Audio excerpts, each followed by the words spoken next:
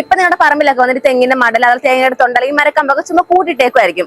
അപ്പൊ അത് വന്നിട്ട് ഡീകമ്പോസ് ആകാൻ ഭയങ്കര പാടുള്ളതാ. അപ്പൊ നിങ്ങൾ ഇത് കത്തിക്കാൻ നോക്കുമ്പോ എന്താ എയർ പൊല്യൂഷൻ വരാൻ ചാൻസ് ഉണ്ട്. അതുപോലെ മണ്ണിന് ന്യൂട്രിയൻ കണ്ടന്റ് നശിച്ചു പോകാൻ ചാൻസ് ഉണ്ട്. അത് തെങ്ങിന്റെ കായ്ഫലം കുറയാനും സാധ്യതയുണ്ട്. ഈ കൊക്കോഷീറ്റിൽ പൊടിച്ചെടുക്കുവാണെങ്കിൽ നിങ്ങൾക്ക് വന്നിട്ട് കമ്പോസ്റ്റ് ആയിട്ട് അല്ലെങ്കിൽ ചകിരിച്ചോറിന്റെ പർപ്പസിന് അല്ലെങ്കിൽ ഫാമിലോട്ട് ഈ പൊടിച്ചെടുക്കുന്ന പൊടി കൊടുക്കാൻ വേണ്ടി ഒക്കെ ഉപയോഗിക്കാൻ പറ്റുന്നതാണ്. അപ്പൊ ഇത്രയും പ്രത്യേകതയുള്ള കൊക്കോഷീറ്റർ നമ്മളിപ്പോ 50,000 സബ്സിഡിക്കാണ് കൊടുക്കുന്നത്. അത് മാത്രമല്ല EMI ഓപ്ഷൻസിൽ ഈ മെഷീൻ ഇപ്പൊ നിങ്ങൾക്ക് സ്വന്തമാക്കാൻ പറ്റുന്നതാണ്.